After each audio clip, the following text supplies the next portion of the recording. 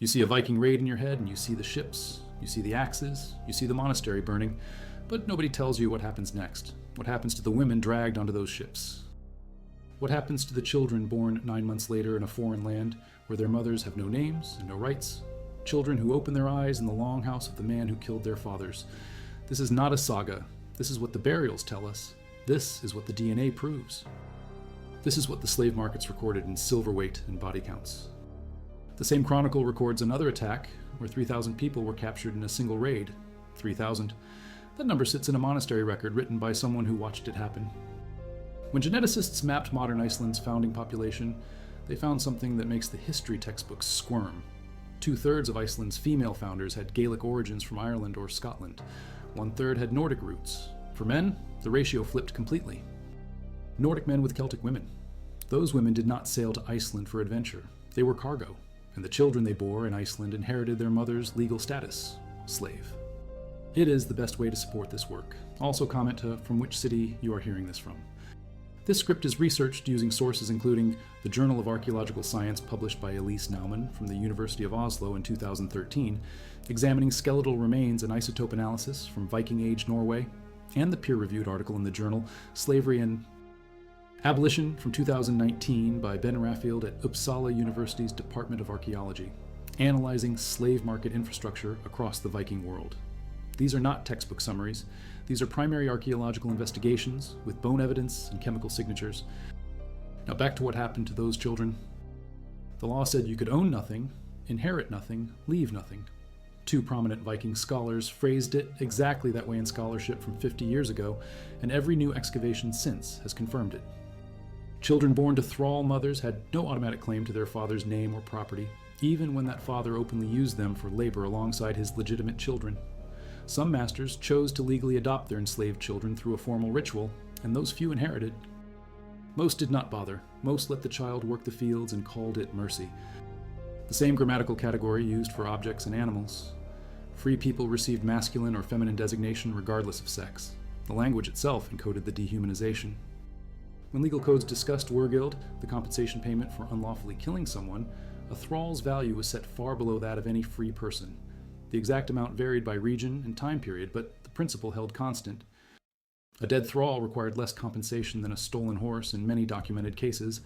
That was the legal value of a child born to an enslaved mother, less than livestock. The father had to take the infant onto his knee in front of witnesses. He had to give the child a name, not just any name, but a name that carried family connection. He had to sprinkle water on the child's head in a pre-Christian ceremony called vatni ausin. Only after these steps did Norse inheritance laws recognize the child. Only then could the child claim any rights within the family structure. For children of thrall mothers, this ritual was optional for the father.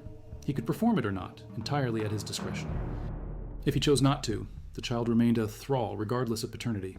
If he waited too long, past the first few days of life, the window closed. The infant could be exposed, left outside to die from the elements. This was not murder under Viking law. This was a father's right to refuse a child he did not want. At Hedeby in southern Denmark, Archbishop Rimbert of Bremen witnessed in 870 what he called a large throng of captured Christians being hauled away. One woman sang psalms to identify herself as a Christian nun. Rimbert traded his horse for her freedom. One woman. The rest stayed in the pens. Iron shackles and collars had been pulled from the harbor at Hedeby, 6 shackles from the excavations, 4 more from Birka in Sweden, 1 confirmed from Dublin. These were not decorative. Anna Kjellström from Stockholm University examined skeletal remains across Norway, Sweden, and Denmark, and the bones show what those shackles did. Healed fractures on wrists and ankles, repetitive strain injuries from forced labor. Signs of malnutrition in children who ate differently than the rest of the household. At its peak, around 1,000 people lived there. 10% of them were thralls by conservative estimates. 100 enslaved people moving through that port at any given time, held in temporary pens near the wharves, sold from merchant properties, transferred from one owner to another. The 5 shackles recovered from the harbor excavations were found in contexts suggesting restraint during transport. These were not items that fell off during normal trade. These were functional restraints used on human cargo being moved on and off ships. The harbor was where the business happened, where traders met buyers, where prices were negotiated in silver weight. The city was established by Viking raiders in the 840s, and historical sources explicitly link its developmental trajectory to slaving activity. The fragmentary annals describe Vikings bringing blue men back from raids in the south as slaves. These were likely black African prisoners taken from raids in North Africa or the Iberian Peninsula, moved north through Dublin, then sold across the Irish Sea into Britain. The genetic evidence backs this up. DNA studies show population movement patterns that align perfectly with documented slave raids. Women and children from Ireland and Scotland showing up in Icelandic and Scandinavian populations. Men from North Africa showing up in Scottish populations. These were not voluntary migrations. These were forced relocations, measured in ship manifests and silver payments. Many of them Arab dirhams from the Islamic world, minted in places like Samarkand, Tashkent, and Balkh. That silver came north along the Volga trade route in exchange for furs, amber, and human beings, especially human beings. The trade was so profitable that it drove urbanization across Scandinavia. Towns like Hedeby and Burka expanded rapidly in the 9th and 10th centuries, specifically because they sat on slave trade routes. The silver flowing back transformed the economy. The bullion economy that Vikings operated on, weighing silver to determine value rather than using standardized coins, only worked because there was massive silver influx from the east. That influx was payment for bodies. Elise Naumann analyzed 10 individuals from Flakstad in northern Norway's Lofoten Islands. The graves date to the Viking Age, between 770 and 1050. Some of these skeletons are headless. 3 of them for certain, buried in double and triple graves alongside people who ate completely different food. Isotope analysis reads, your diet in your bones like a passport. The decapitated bodies ate fish and low-status grains. The bodies with heads ate high-status protein and imported goods. They were not family. The DNA tests confirmed it. No maternal relation. Different diets, different deaths. The conclusion sits in the journal article. Slaves may have been offered as grave gifts at Flakstad. Offered is the polite word. The reality is they were killed, beheaded, and thrown into their master's grave so he would not arrive in the afterlife without servants. The Arab diplomat Ahmad ibn Fadlan witnessed a Viking chieftain's funeral on the Volga River in 922. He wrote it down in detail, and the account has been cross-checked against burial archaeology. When the chieftain died, the family asked the slave women and slave boys, which of you wishes to die with him? One slave girl volunteered. She was given 10 days of feasting and alcohol while they prepared the funeral ship. On the day of cremation, she was brought to the ship, forced to drink until she was stumbling, then dragged into the pavilion where the dead chieftain lay. An old woman they called the Angel of Death strangled her with a rope, while men stabbed her repeatedly with a broad-bladed dagger. Then they burned everything. Ship, chieftain, slave girl, animals, all of it. Ibn Fadlan was not a Viking. He was an outsider writing for the Abbasid court. His account describes what he personally observed, and graves from Norway to Sweden match his description. Decapitated bodies, burnt ships. Human and animal remains mixed in ash. Each man told her, tell your master that I have done this purely out of love for you. The ritual sex was part of the ceremony, a way to send essence or life force with her to the afterlife. Then she was lifted 3 times on a wooden frame, looking over it each time and describing what she saw. The first time, she saw her father and mother. The second time, she saw all her deceased relatives. The third time, she saw her master in paradise, green and beautiful, with men and young people around him. He beckoned to her. This vision, whether genuine or performed under the influence of alcohol and drugs, was part of the script. The girl had to see paradise and report it so the community knew the ritual was working. The Angel of Death, an older woman who presided over these ceremonies, took the girl into the pavilion on the ship. 6 men followed to rape her in sequence while the crowd outside beat shields with sticks to drown out any screams. After the rapes, the Angel of Death wrapped a rope around the girl's neck. 2 men pulled the ends in opposite directions, while the Angel of Death stabbed her repeatedly between the ribs with a broad-bladed dagger. The description is clinical and horrifying. This was not a quick death. This was extended brutality dressed up as religious necessity. And when archaeologists excavate Viking burials with evidence of strangled and stabbed female remains, Fadlan's account provides the context. This happened, repeatedly, across the Viking world. This was the world children of thralls inherited. You were born to a mother with no legal protections. Your father might acknowledge you, or he might sell you when you turned 6. The law gave him both options. If your father was a poor freeman or another thrall, you had no chance at all. The hereditary thralls had a specific name, fosterling. It sounds gentle until you understand it meant you were property from birth, and your children would be property, and your grandchildren, generation after generation, until someone with power decided otherwise, or the entire line died out. A woman who stole could be sentenced to become the thrall of the person she stole from. That sentence passed to her children. A man who could not pay his debts could sell himself into slavery for a fixed term or for life. That sentence passed to his children. The children paid for crimes they never committed and debts they never owed. Cows, sheep, goats, and pigs at one end. Thralls at the same end or just beyond the animals. The smell alone would have been overwhelming. Animal waste, wet wool, human bodies that rarely bathed. The smoke from the fire never fully dissipated in the windowless structure, so respiratory problems were common. The archaeological evidence from longhouse excavations shows stratified living zones, high-status sleeping platforms near the hearth, storage and work areas in the middle zones, animal pens, and the lowest sleeping areas at the cold ends. The thralls got the worst positions in the worst locations, and they stayed there unless called to work. The law placed almost no restrictions on this. If the beating resulted in permanent injury or death, there might be compensation owed, but the amount was minimal and enforcement was sporadic. Most beatings left no archaeological trace. Bruises fade. Broken noses heal crooked, but do not always show in skeletal remains unless the break was severe. What does show is the long-term damage. Compression fractures in spines from carrying heavy loads too young, repetitive stress injuries in hands and wrists, malnutrition markers in bones and teeth, stunted growth from inadequate calories during childhood development. These patterns appear again and again in remains identified as likely thralls. If Hereditary, at its height, held 1,000 people, 100 of them were thralls. Not all of them children, but enough. Enough that when archaeologists excavate Viking Age farming villages, they find patterns. At Sanda in Sweden, excavations in the 1990s found a great hall surrounded by small houses. The small houses show evidence of textile production, spinning, weaving. The layout matches plantation structures from other slave economies. Large house for the master. Small houses for the laborers. No grave goods in the small houses. No weapons, no jewelry, no indicators of free status. Just workspace. Neil Price, distinguished professor of archaeology at Uppsala University, looked at the site and said it directly. What you likely have is a slave-driven production of textiles. The Rigstula, one of the old Eddic poems, describes the mythical origin of the three social classes. The god Heimdall, calling himself Rig, visits 3 houses and fathers 3 lines of children. The thrall children born to the lowest house are given names that translate to noisy, stout, sticky, bad breath, stumpy, fatty, sluggish, stupor, and longlegs. The daughters are Stumpina, Dumpy, bulging calves, bellows nose, bondwoman, raggedy hips, and crane shanks. These are not terms of endearment. These are the words freeborn Vikings used to describe the enslaved, defective, ugly, filthy, subhuman. That poem was written down in the 13th century, but the oral tradition is older. Children of thralls grew up hearing what their masters called them.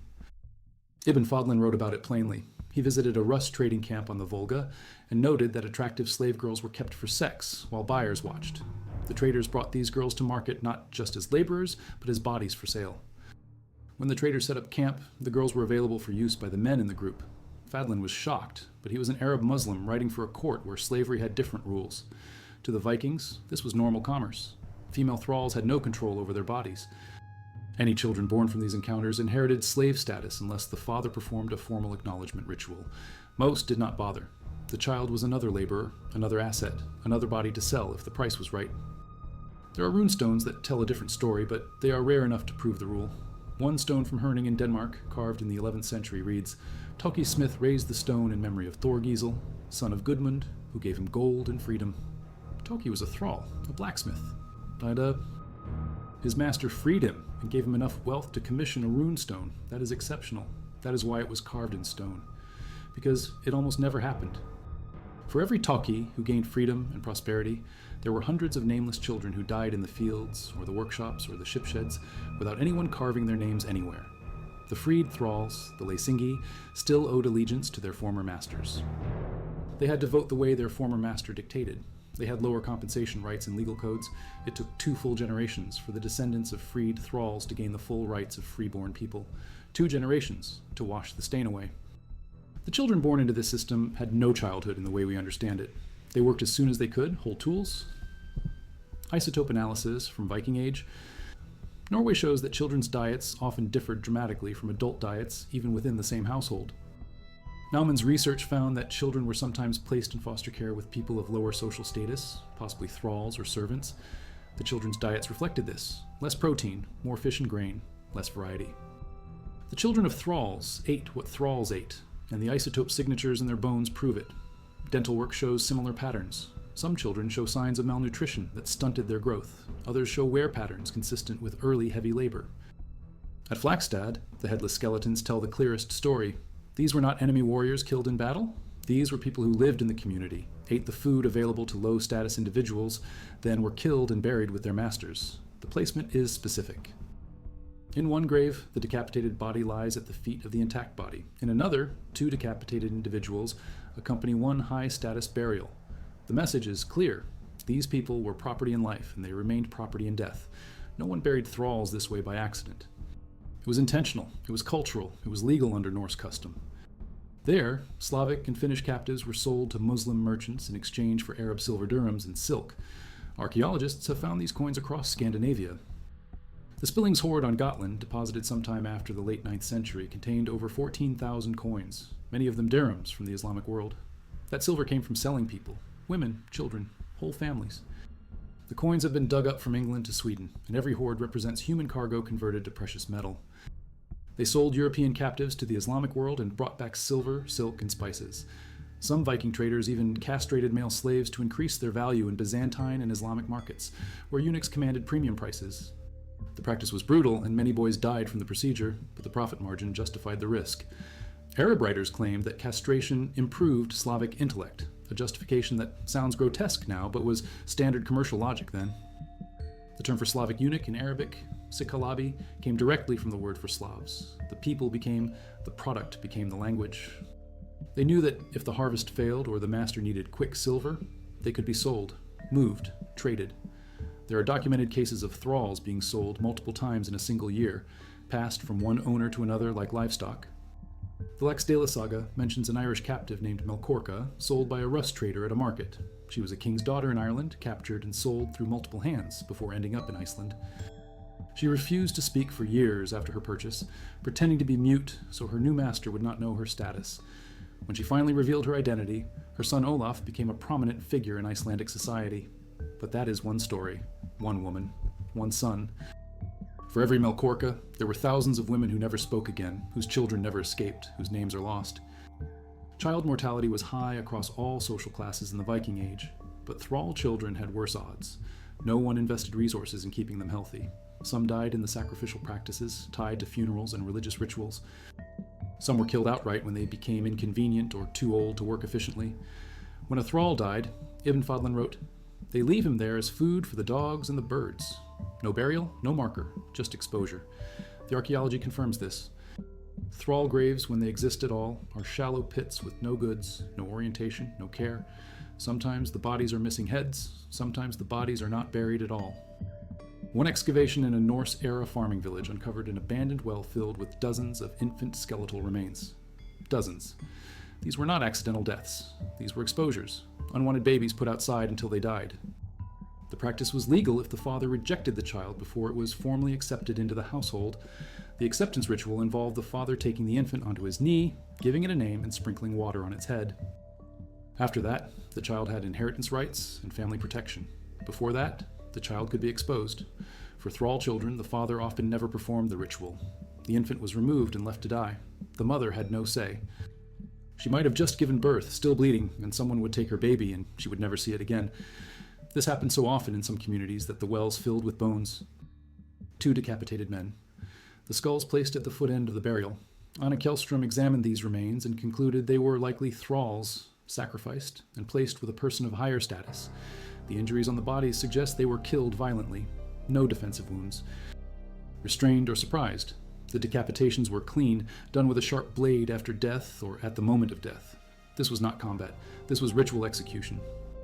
These 2 men lived in the community, worked in the community, ate food from the community, then were killed and dumped in a hole when their master no longer needed them. That is what happens when a human being has the legal status of a tool. If you are thinking the Christians stopped this, think slower. The church opposed Christians enslaving Christians, but the definition of Christian was flexible. A thrall from a pagan family remained a thrall even after conversion, unless freed by formal ritual. The church did push manumission, and some wealthy Christians bought thralls specifically to free them as acts of piety. Archbishop Rimbert freeing one woman with his horse is an example, but one freed woman does not empty Hedebe's slave pens. The slave trade peaked between the 9th and 11th centuries, well into the period of Christianization. Dublin continued operating as a major slave market into the 12th century. Slavery in Scandinavia did not fully end until the 13th and 14th centuries, and even then it faded gradually, region by region. The Codex Holmiensis from 1241, a Danish law code from Jutland, still contains rules for managing slaves. 1241. That is less than 800 years ago. The shift happened slowly, county by county. Sweden did not abolish slavery in its last remaining county until 1335. By then, the Christian rhetoric against enslaving fellow Christians had gained enough traction that acquiring new slaves became difficult. Europe was almost entirely Christian. Raiding for non-Christian slaves meant going farther, to the east and south, where resistance was organized and the profit margin shrank. The market collapsed not because people suddenly developed empathy, but because the business model stopped working. Meanwhile, generations of children grew up enslaved, worked, died, were buried without names. The genetic evidence shows that many of those children survived to reproduce because their DNA is still in the Icelandic and Scandinavian populations. Those Celtic women in Iceland had children, and those children had children, and the line continued. But for most of Viking Age thralls, there is no genetic legacy, no names in sagas, no runestones. Just anonymous bones in shallow graves and chemical signatures in isotope analysis that say, this person ate poorly, worked hard, and died young. They had no property to leave behind for excavation. They had no formal burial rites that would create identifiable grave markers. When they died, their bodies were often left exposed or buried in unmarked pits. The few that were buried in marked graves were there as sacrifices, not as honored dead. The entire system was constructed to erase them, and it worked. For over 1,000 years after the Viking Age ended, scholars barely studied Viking slavery because there was so little obvious evidence. The slaves succeeded in being invisible exactly as they were forced to be. Recent work is changing that. Ben Raffield's research published in Slavery and Abolition in 2019 pulls together the scattered evidence. Shackles from Birka, Hedeby, Dublin, and smaller sites. Settlement patterns from Sanda showing slave quarters. Written accounts from Christian and Islamic sources. The genetic data from Iceland and Scotland proving forced migration. The isotope studies from Norway showing stratified diets within single households. All of it points to the same conclusion. Slavery was not a minor side practice. It was foundational. The Viking expansion, the trade networks, the wealth accumulation, the shipbuilding, all of it ran on the labor of enslaved people. And the children born to those enslaved people inherited the chains. Textile production in Viking Age Scandinavia was strongly associated with women, and enslaved women produced high-value goods. The children learned from their mothers. By the time they were 10, they could spin thread and weave cloth at the same speed as adults. That made them valuable, which meant they might avoid being sold, but valuable does not mean free. It means you're worth more alive than dead, which is a low bar. If the master needed silver immediately, a skilled child could be sold for a better price than an unskilled one. The skill did not protect them, it just changed their price tag. The trade happened in private properties, in temporary pens, on the wharves where the ships docked. Merchants held a few slaves at a time and sold them opportunistically, 1 or 2 bodies per transaction, again and again, across decades. The scale was enormous, but the mechanism was decentralized.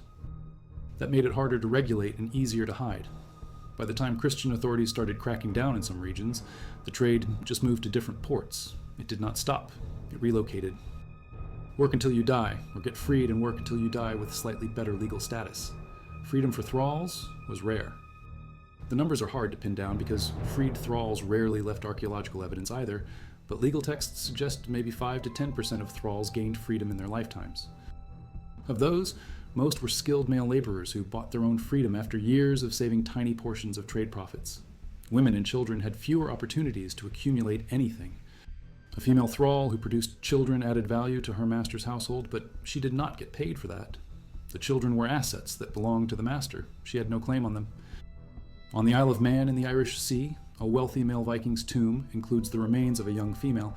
She was killed by a ferocious blow to the top of her head, and her ashes were mixed with cremated animals. She is not buried, she is discarded. The placement, the violence, the mixing with animal remains, all of it indicates she was a thrall sacrificed at her master's funeral. She might have been a child. The skeletal analysis is not precise enough to determine her exact age, but she was young, teenager or early 20s. She lived just long enough to be useful. Then she was killed, so her master would not go to Valhalla alone. And everywhere they went, children were born into that system and died in it without ever knowing freedom. The DNA evidence from Iceland is the smoking gun, 2/3 female Gaelic ancestry, 1/3 male. Those ratios do not happen naturally. Those ratios happen when men take women by force and keep them. The children of those unions are in Iceland's population today. Some of them know, most do not. But the genes remember even when the history books stay quiet. We talk about their mythology and their runes and their trade networks. We do not talk enough about the fact that all of that was built on human trafficking and the systematic exploitation of people who could not fight back. The children born to thrall mothers were not explorers. They were not warriors. They were not poets. They were laborers. And when their labor was no longer needed, they were sacrifices or corpses or both. That is what the graves show. That is what the isotopes prove. That is what Ibn Fadlan wrote down. That is what the DNA confirms. The thrall child born in a Hedeby household in 900 had no chance of seeing 10 years old without working every day of those years, no chance of learning to read, no chance of inheriting anything, no chance of marrying freely or choosing their own path. They lived in the space between the master's authority and the animal pens, and the Old Norse language reflected this by referring to thralls in the neuter gender. Not he, not she, it, property, livestock. Thralls could be beaten, raped, sold, and killed with minimal legal consequences for the owner. The compensation for killing a thrall unlawfully was less than the compensation for a stolen horse. They watched older thralls get chosen for sacrifice when important people died. They watched their mothers endure sexual exploitation with no recourse. They watched their siblings disappear, sold to traders heading east or south, never to return. They learned young that their lives had no inherent value, only used value. That is what the system taught them. That is what the archaeology preserves. Recent DNA studies found that certain populations in Scotland trace ancestry to Saharan tribes whose ancestors came to Spain with the Moorish conquest, were captured in Viking raids on Spain, taken to Dublin, and sold as slaves to Scottish landowners in the 9th century. The children born to those enslaved people in Scotland inherited slave status. Multiple generations of slavery on Scottish soil from one Viking raid. That is the long echo. That is what trafficking does. It does not just move one generation, it locks in generations. At a site in northern Norway, Ingeridarstadir, archaeologists excavating in 2010 found a raised turf structure in a grave field. Cut into the turf wall was a chamber containing a human skull and many animal bones. The evidence is insufficient for full interpretation, but the bones suggest ritualistic behavior involving human remains. This is not the only site with strange burial practices that might indicate sacrifice or disposal of enslaved individuals. As isotope analysis and DNA testing become more common in archaeology, more of these patterns will emerge. We are just starting to ask the right questions and use the right tools. 50 years ago, Viking slavery was a footnote. Now it is recognized as central to understanding the period. The ending to this story does not come with a moral. It comes with a fact. At Flakstad, the headless skeletons and the intact skeletons are buried in the same ground. The people with high-status diets and the people with low-status diets lie within meters of each other. The difference is not in the soil. The difference is in how they were treated in life and how they were killed in death. One group was buried carefully with goods and orientation. The other group was decapitated and thrown in as afterthoughts. Both groups are still there, in the ground, waiting for someone to dig them up and measure their bones and read their isotopes and tell the truth about what happened. Some of them were freed by rare acts of mercy. Most of them worked until they could not work anymore. Then they were discarded. The graves that contain them are not memorials. They are disposal sites. And the fact that we are only now, in the 21st century, beginning to excavate these sites and analyze these bones and publish this data tells you how long the silence has lasted, how deep the erasure went. The Viking Age ended nearly 1,000 years ago, but the children buried in those unmarked pits are only now getting their stories told.